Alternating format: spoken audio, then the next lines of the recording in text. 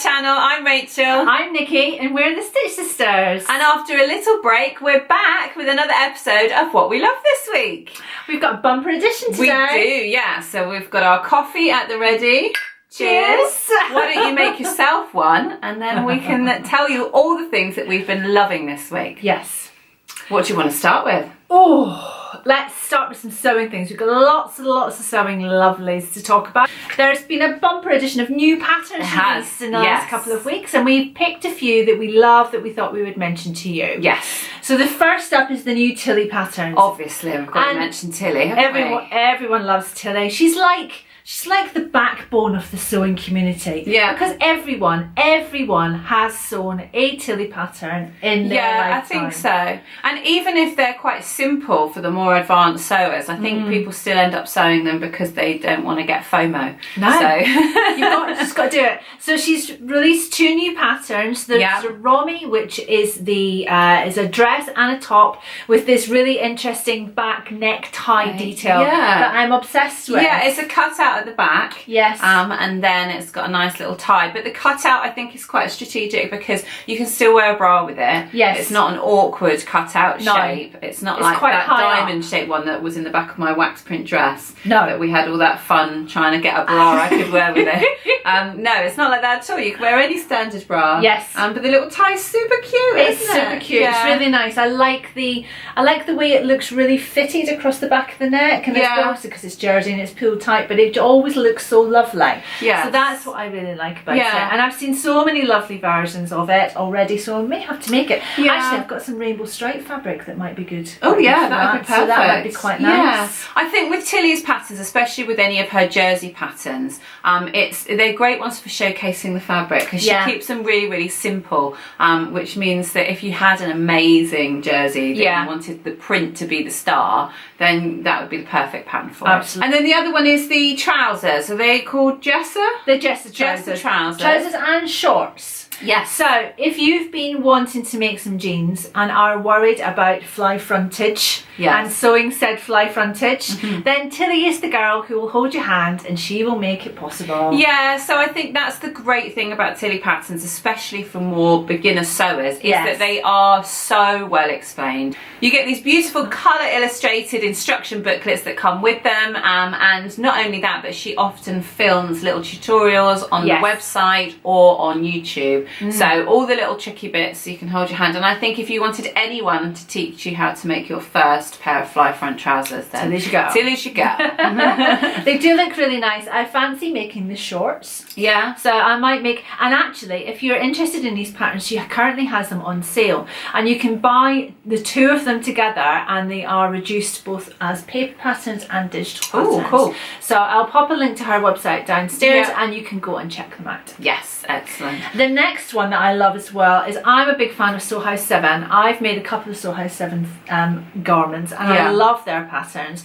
They just fit me really well, and they're kind of, I never have to worry about doing anything to them. And she's just released a new pair of trousers which are the free range slacks, and they are, I just think they look like the perfect weekend trousers. They're elasticated waist and they've got two different styles of leg. They've got a tapered leg, but they've also got a wide leg, and they're shorter length, so they're cut off length, and they just look like comfortable. And I want some nice fancy ones, and I would quite like some linen ones. They do look comfortable. When Nikki first showed them to me, I thought, oh no, I wouldn't wear those. Simply because they are elasticated waist trousers, and I feel like on my body shape they just look like pajamas. But then I started thinking, actually it's all about the fabric. So all of the examples that I've seen have been made in a linen, which would be more bulky, and so wouldn't be as nice. But if I was to make them out of a crepe or a viscose or something more drapey, then I think that they would look more, I think I would enjoy them more. They wouldn't look quite as bulky. Possibly like a digital printed satin or something like that. So you've got that drape, you've got that luxuriousness. Yes, that would but be nice. They do look really lovely. They would maybe just look like glamorous pajamas, but I don't care. Yeah, but then also are in this they are, anyway. yeah, exactly. And also a basic trouser pattern like that is a really, really good thing to play around with your fitting expertise as well. Yes. Because if you want to make a muslin and adjust the fit and check the rise and all that sort of stuff, then it's literally, you're going to put an elastic waistband channel in the top. You're not having to worry about fly fronts, you're not having to worry about belt loops, you're not having to worry about all that kind of stuff. So it's a really nice, simple way to start getting into trousers and figuring out what the crotch shape should look like for your body. Yes. And then you've got that adjustment ready to make on more complex patterns. Yeah, so that's another good one. Yes. Now, I must point out, we're filming in my bedroom right now. I have 2 big Velux windows in the bedroom and it's just started chucking it down. So that noise you can hear is the rain.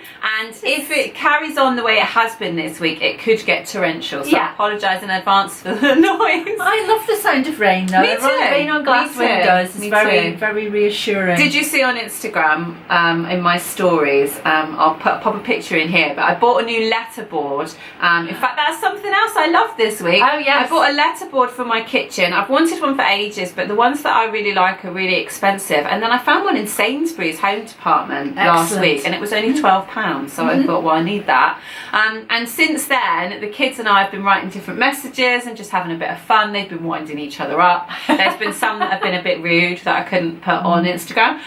But one of the ones that I did this week is to teach them a new word that I learned, which is pluviophile, which is somebody who loves the rain, somebody who finds joy in the rain. Yeah. And I just think that's such a lovely word, especially this week. We're all having to be pluviophiles. It's been horrendous this week, but I was running between shops and through the rain this morning, thinking I should be more of a pluviophile because I had my wonderful rainbow umbrella that you brought me. I bought both rainbow umbrellas. So even though it was miserable and I was having to kind of dash between the showers, I had my rainbow umbrella, so nothing was going to stop me. Yes, I was walking past Tiger the other day and I saw rainbow umbrellas in there and I had to literally stop short and go straight in because Nick and I have been saying for a while, I don't know if you remember, but we've mentioned a couple of times our idea about 30 days of dresses. Yes. And we've decided that we are definitely going to do that. And please let it not be like this. But we're going to do it for the whole of July. And we'll be posting about it soon and letting everybody know. But if you just want the heads up, for the whole of July, we're going to wear dresses every day and we're going to try and style them all weathers. And the idea behind it is that it kind of forces us,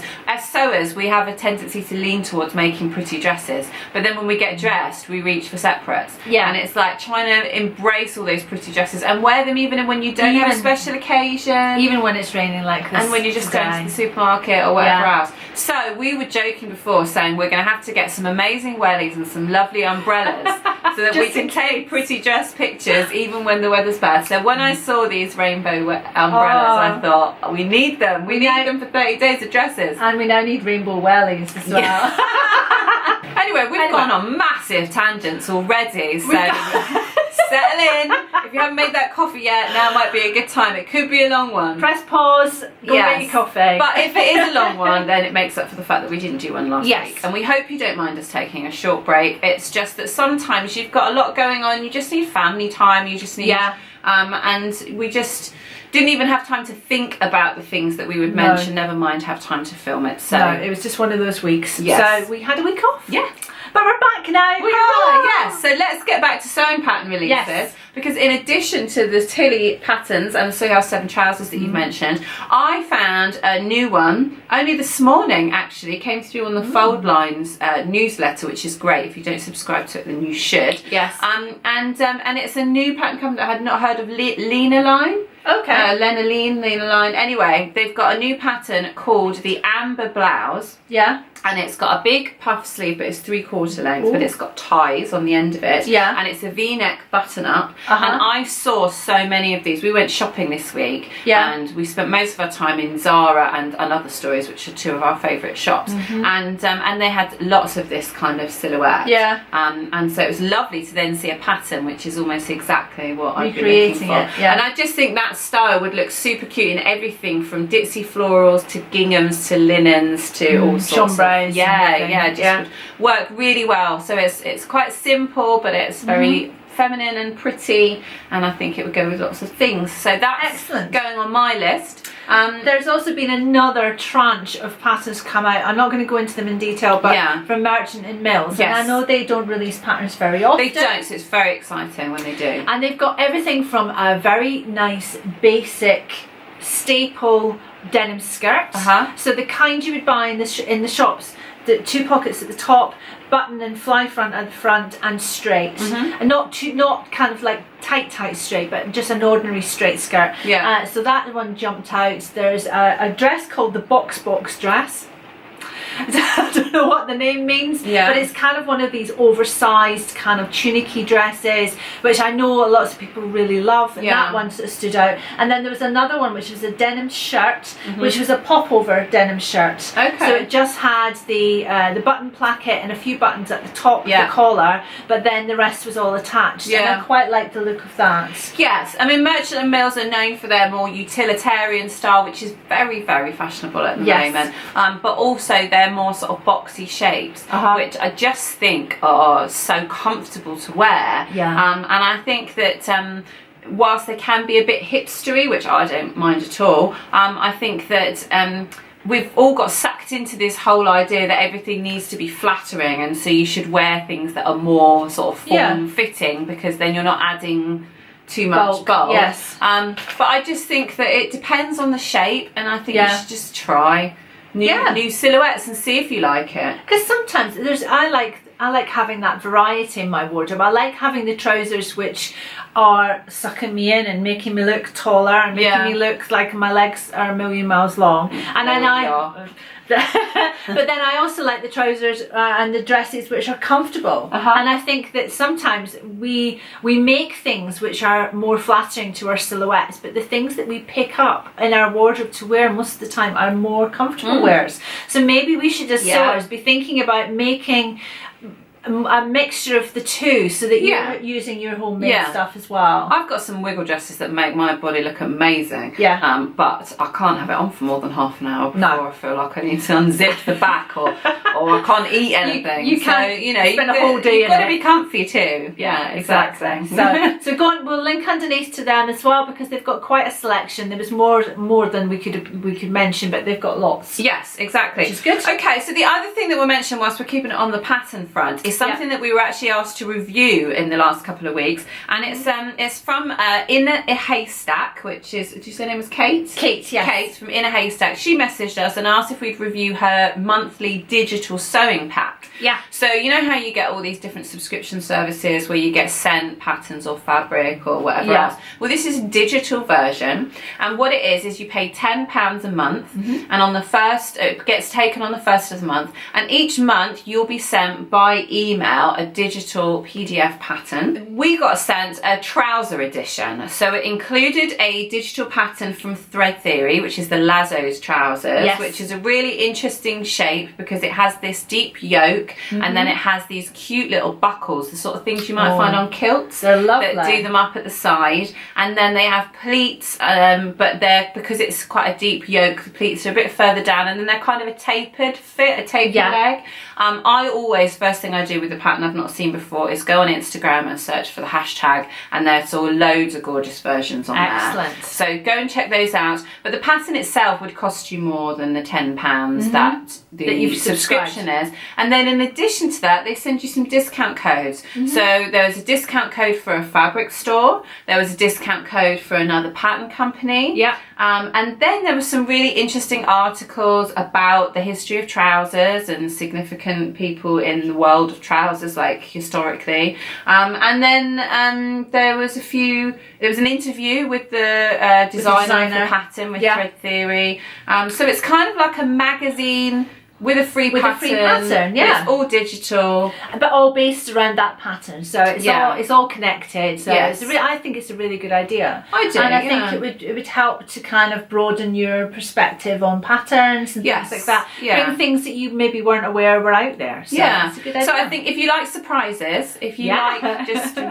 things popping into your inbox that make you go, oh, I've forgotten about that, then it's a great one. And if you like trying new patterns but you find it hard to decide which ones to go for, then it's good for that as well, because you've already been sent it, so you might as well give it a go.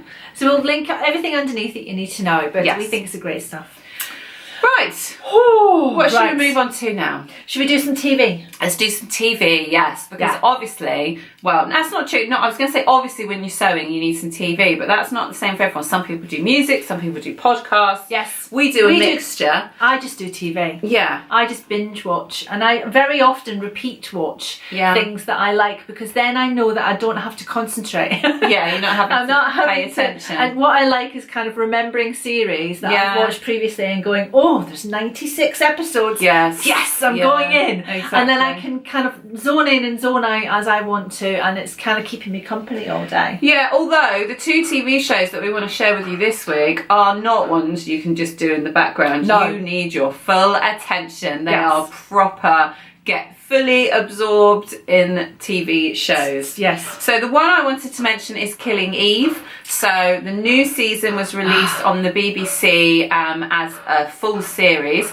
and I know it was released before that in the US, but that's because you get it weekly, and we got it all in one go. And my husband and I binge watched it over 3 nights, and it was brilliant. It was just as good as the first one. Yeah.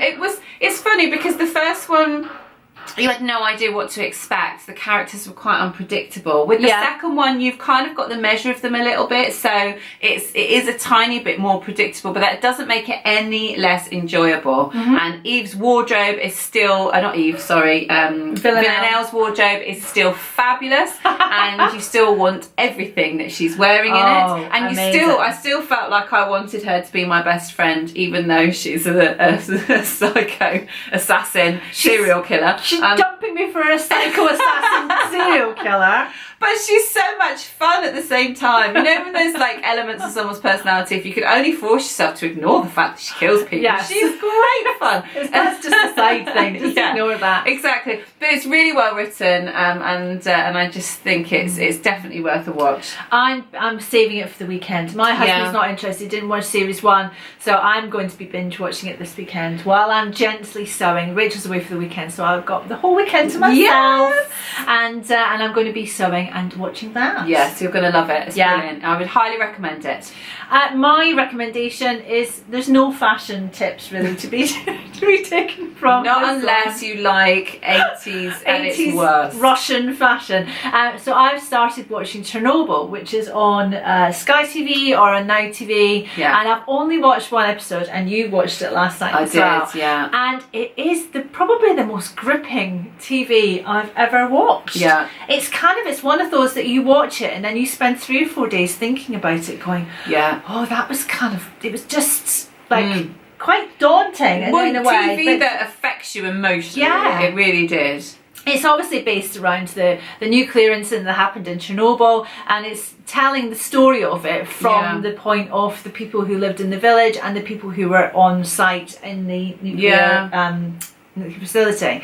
And it is very gripping. It is quite shocking in places. Yeah. And this is only episode 1. I know. I found it really anxious. I was so anxious watching it, and I was saying to you that I think it's worse because it's based on a real life disaster. Yeah. And you know the story. I was very young when it happened, but I remember it. I remember it all over the news, and I knew the story, and so if you were watching it and you didn't know the story, it would still be great TV, but it's like it's more raw because you know what's happening to these poor people, and they don't know it yet, and it's just Ugh. It's like, you know, they're sending someone to go and check on the blaze that's happening in the nuclear facility, and you're going, no, don't open go that door. Yeah. Don't go Yeah. And it's just, and it's very visual, and I love the visual styling of the whole thing. Obviously, it's based around a real facility. It's beautifully filmed. It's beautifully filmed, but they've taken such care. If a disaster can be beautifully nuclear disaster filmed. could be beautiful.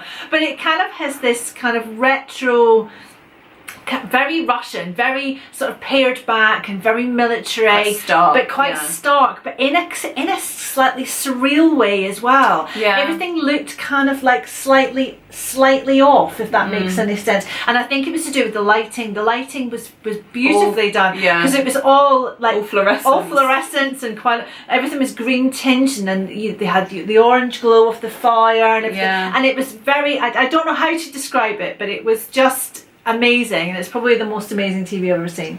Really? Yeah. After one episode? After one episode. Yeah. My husband's been away for 3 or 4 days.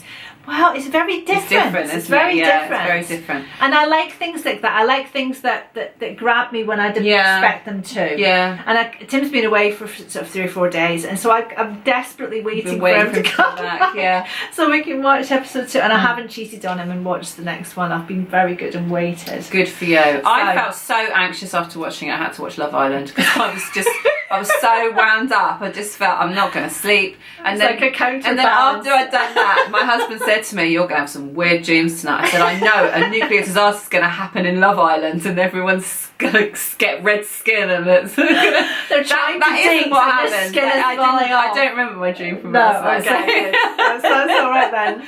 But yeah, you can't get two more extreme TV shows, like opposite ends of the spectrum. Yeah, but it's a very different thing, but it's very, very gripping, and it's very well done. Yes. And it's a British cast, lots of people you would recognise, very fine actors, very well done, and I think it's worth a watch. Yes, cool. So, that was me. Excellent. Well, one random thing that I wanted to mention this week is actually a moisturiser. Now, this wasn't gifted to me. I bought it as a result of we had a photo shoot at Love Sewing magazine last year. If you remember, I was in one episode. I was in one edition of the magazine, and Nikki was in another one. Yeah. And we had our makeup done by their makeup artist. And the first thing she asked me was if I had any dry spots on my face, and I said, yeah, my forehead gets quite dry sometimes, my cheeks. And so she used this product by Weleda. I don't know if it said Weleda or Weleda, but anyway, it's called Skin Food. Yeah, and it was brilliant. So I totally forgot about it until recently with all this random weather. I started getting really dry skin on my forehead again. So I looked it up, and you can get it on Amazon. You can get it at health food stores. You can get it at Holland and Barrett and that sort of thing, and it's not expensive. It's £10 for a tube, right? And it's a really intense moisturiser. It's quite thick. Is it for the face, or can you use it anywhere? Well, it says it's for the body, and I would never have thought of putting it on the face unless the makeup artist had recommended it. And and so what you want to do is you don't want to put it on all over your face like a moisturiser. Not slap it on one. Just squeeze a tiny bit on your hand, and then use it just to apply it onto the areas that are dry. Yeah. And it's quite thick. It goes on quite white, but then it does kind of absorb into your skin. Okay. And what you do is just leave it for a couple of minutes to absorb slightly, then put your normal moisturiser on, and then put your makeup on or whatever else you're doing. Yeah. But it's a miracle. It's so good. I mean, it's brilliant. Nothing has cleared up dry skin for me better than that. And then what I like about it is I always squeeze out too much. So what's left on my hands, I put on the end of my elbows or my knees, or there's any other areas that are you could use it as a hand cream. It's really intense, like I said, but because you need such a small amount, the tube will last for ages. I'm going to get some.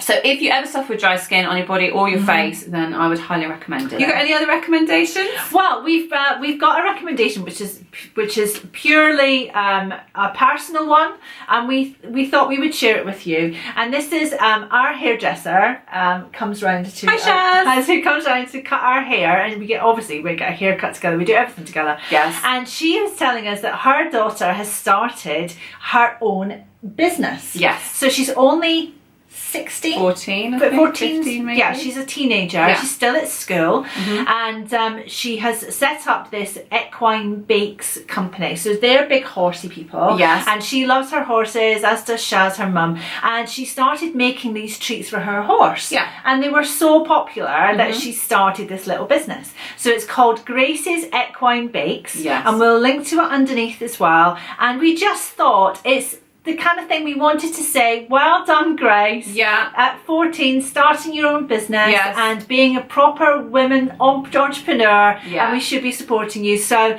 if you're a horsey person and you live in the UK, and we can highly recommend these horsey treats. Yes. But they Yeah. do look amazing. They get So- such good feedback on it. They The only do. thing they're struggling with slightly is actually, you know, getting more people to hear about Yes. it, which is why we said that we'd be more than happy to mention it on here. Spread the word. And if you're, like Nikki said, if you have horses, if you know Yeah. anyone that has horses, they can post them. Yes. So go and check out Grace's Equine Bakes and yeah, see what you think. Yes, so Give off your the horse girl a little bosses. treat. Woo! Yes, go Grace. And back to sewing, I've recently discovered a new sewing podcast as well. So if you're not into your TV when you sew, you might like listen to podcasts. And this is a new one that's just launched. It's been out for about 3 or 4 weeks, and it's called Sewing for the Weekend. Yeah. And it's quite a nice sort of sewing podcast. It's by a mother and daughter team. Right. And so it's quite nice. They're American, and I've listened to the first couple of episodes, and the first one is just about getting to know them. And to be honest, they do sound a little nervous, as you would be doing your very first podcast. And they obviously know each other really well. And I think as the podcast grows, they will become much more natural with it. But it's a really good one if you like podcasts, and obviously there's not an awful lot of sewing podcasts out there, so go and check it out. No, yeah, exactly. I always like finding new ones. Yeah. New podcasts, just because, like you say, it keeps you company when you're doing other stuff. Sewing, Exactly. dinner, whatever. Yes. Okay, well, the final thing that I wanted to mention is a little bit of a sensitive subject. Ooh. So if you're easily offended by ladies' things, then you might want to stop watching now. But I just wanted to mention something that I have been gifted, but it's because I actually requested it, and I'll explain why. So after I had my 2 children, I'm sure I'm not the only one, I wasn't particularly great at doing my pelvic floor exercises. No, can I just also say that automatically makes me do a pelvic floor exercise. The second I say whenever that. you say it, I start Come clenching. on, let's all do one together. Unfortunately, I didn't do nearly enough of those after I had my children. I was young and I felt healthy and everything felt great. Everything worked brilliantly, you know, whatever. Yeah. But as I've got a little bit older, especially in the last couple of years, I am starting to notice that area could do with a bit of strengthening. Yes, If okay. you know what I mean. Now, I'm not going to go into detail and No. gross anyone out about any of the symptoms Including of me. not having a strong pelvic floor, but I'm sure I can't be the only one, which is why I thought I'd just be brave and mention it on here.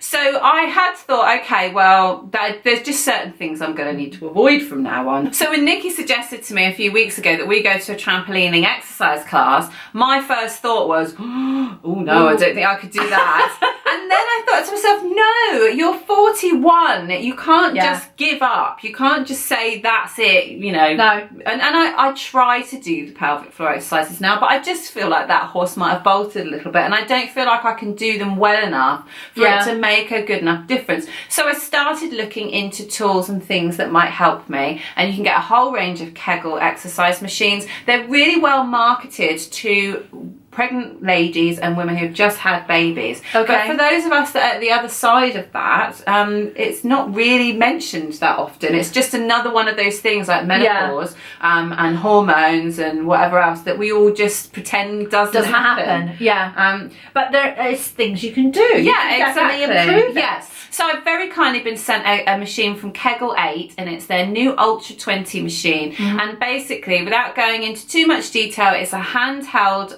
a sort of operating system. Yes, tablet, if you like. It's like a control, like a remote. Yeah. And it's attached to electrodes, and those electrodes are attached to a probe, and you pop in the probe and you do a variety of different exercises. So do you remember Slender Tone? Yes. Where you would put on the belt and it would send these little electrical currents. It's like that for your pelvic floor. Right. So the electrical current makes your muscles tense and relax and helps build strength. And there's all sorts of different programs that you can do to try and build strength in that area. So they suggest that over 12 weeks you can see a significant difference. I'm going to be giving it a go and seeing how that works. Have you tried it yet? I haven't tried it yet, no. Okay. It's still in the box. Well, that's what I wanted to say. If there are other women out there in the same situation who would be interested in me reporting back, like I said, I'm not going to go into huge detail and gross everyone out. There will be no pictures. No, there definitely won't. But if you would find that useful, if hearing more about these kind of machines and how they work and whether they actually deliver results is of interest, then please do comment below and let me know. If people don't comment, I'm just going to keep stum and keep that little bit to myself. You can tell me. Yeah, I don't want to be TMI. I don't want to be oversharing with you all. But if you, like I say, if you're in the same boat and you'd be interested in finding out, then let me know. This is the thing about what we love this week, is that it is what we love. This is so personal to us, and it's what we think we are interested in. And so hence we've talked about mental health, because I struggle with that every now and again. We've talked about menopause because I'm struggling with that at the moment. And this is something which affects you. Yeah. And so that's why we're talking about it. And if it affects us, it's more than likely going to be affecting some of you as well. Exactly. And I think these things are not talked about openly enough. No, they're not. And it also just goes to show that it's not all about glamour. It's not all about nice outfits and prancing around taking pretty pictures. Sometimes it's about dry skin and pelvic floors. You know, but then we're real people at the end of the day. Of course. With real things going on in our lives. And that's what we want to try and share with you. Exactly. So we hope you've enjoyed it. It's nice to be back. Thank you for letting us have a little week off, and we hope you enjoy the rest of your Sunday. See you next week. Bye. Bye.